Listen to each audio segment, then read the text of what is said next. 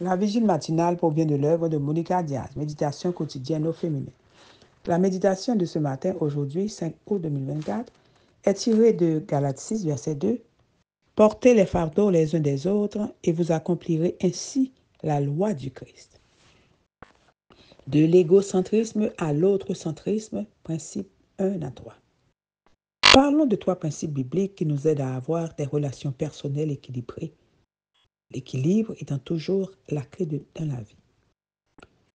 Accueillez-vous les uns les autres comme le Christ vous a accueillis. Un signe de maturité spirituelle est d'accepter le fait que nous ayons tous une prédisposition à faire le mal. Tous ont péché. Romains 3, verset 23. Si nous tombons dans l'erreur d'idéaliser l'Église, l'amitié ou la famille, en croyant qu'elles devaient être des communautés de personnes parfaites, nous serons plus influencés par l'attachement à ce concept immature de la communauté que par l'amour pour les personnes qui la forment. La déception frappera alors à la porte et, avec elle, viendra le désir de construire des murs. Même l'Église chrétienne primitive n'était pas exempte de conflits.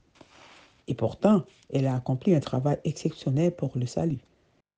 Accepter les autres ne signifie pas approuver tout ce qu'ils font, mais continuer à vouloir le meilleur pour leur âme en dépit de ce qu'ils font.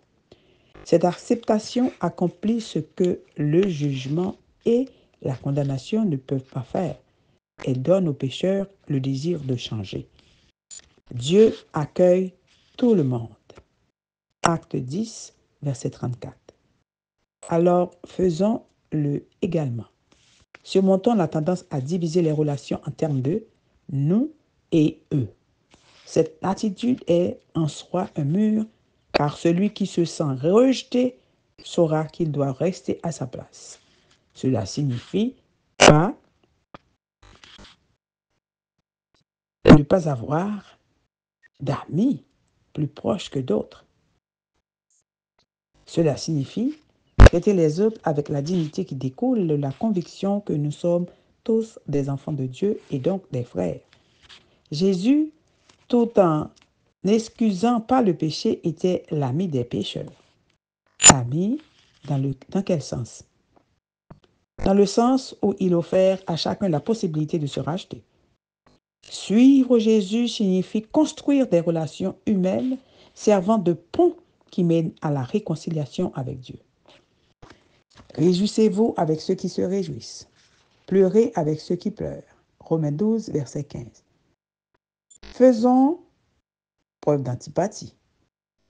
Cela adoucit les cœurs endurcis, car cela montre que nous nous préoccupons des émotions des autres. Si je suis triste quand quelqu'un d'autre est heureux, je sème l'envie, la jalousie et l'ingratitude dans ma vie. Si je me réjouis quand quelqu'un d'autre est triste, je fais l'œuvre inverse de l'Esprit Saint, le consolateur. Appliquons systématiquement ces 3 principes bibliques, car la qualité de nos relations détermine la qualité de notre vie. Amen, amen, amen. De l'égocentrisme à l'autre-centrisme. Que Dieu vous bénisse. Bonne journée.